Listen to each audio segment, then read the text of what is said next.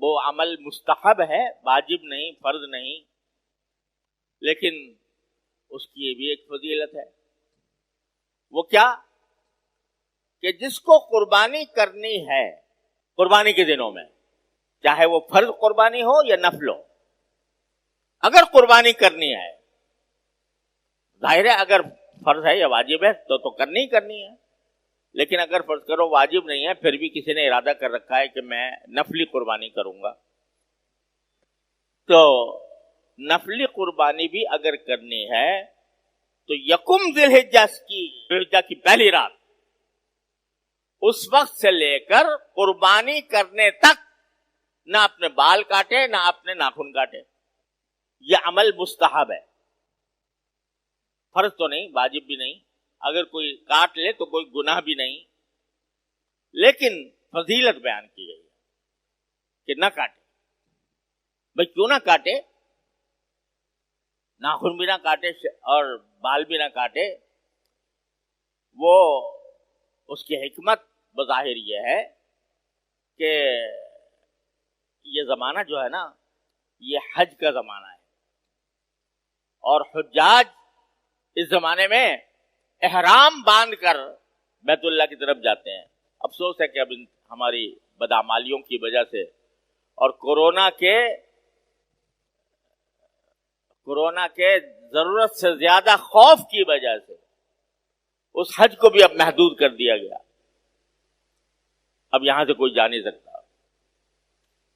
ساری دنیا سے لوگ آیا کرتے تھے، اب نہیں آتے، ممنوع ہے، صرف سعودی عرب کے لوگ حج کر سکتے ہیں، وہ بھی محدود تعداد میں۔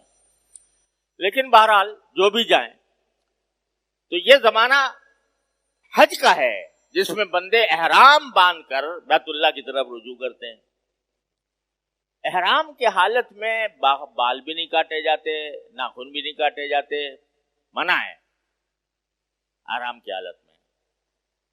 تو جو لوگ حج پر قدرت نہیں رکھتے یا جو حج نہیں کر رہے، ان کو کہہ دیا گیا بھئی تم یہ ناخن سے کاٹنے سے بچ کر اور بال کاٹنے سے بچ کر تھوڑی سی مشابہت پیدا کر لو میرے ان دیوانوں کی کہ جو احرام باندھ کر میرے بیت اللہ کا حج کرنے کے لیے آ رہے ہیں، ان کی مشابہت پیدا کر، اور یہ کہہ سکو کہ تیرے محبوب کی یا رب شباہت لے کے آیا ہوں، حقیقت اس کو تو کر دے، میں صورت لے کے آیا ہوں۔ تو شباہت پیدا کرنے کے لیے یہ فرمایا گیا مستحب ہے کہ تم بھی بال نہ کاٹو اور ناخن نہ کاٹو، تاکہ تم مشابہ ہو جاؤ ان حجاج کے جو احرام باندھے ہوئے ہیں۔ تو شاید تمہاری اس مشابہت کی وجہ سے جب میدان عرفات میں رحمتوں کی بارش ہو تو اس کا کوئی چھیٹا تم تک بھی پہنچ جائے، تم پر بھی پڑ جائے، اس مشابہت کی وجہ سے۔ یہ مشابہت بھی بڑی دولت ہے۔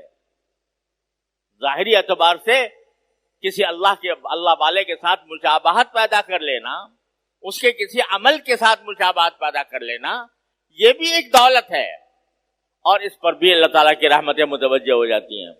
اس لیے یہ حکم دیا گیا ہے کہ ذو الحجہ شروع ہونے کے بعد، یعنی ذو الحجہ کی پہلی رات سے اور جب تک قربانی نہ کر لو اس وقت تک کے لیے نہ بال کاٹو نہ ناخن کاٹو۔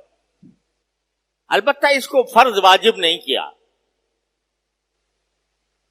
شریعت نے عجیب ہمارے آسانی کا ہر جگہ لحاظ رکھا ہے کہ ایسا بھی نہ ہو کہ لوگ تنگی میں پڑ جائیں، اس واسطے کہہ دیا کہ فرض نہیں، واجب نہیں، لیکن مستحب ہے، ایسا کرو گے تو انشاءاللہ اس کا ثواب ملے گا۔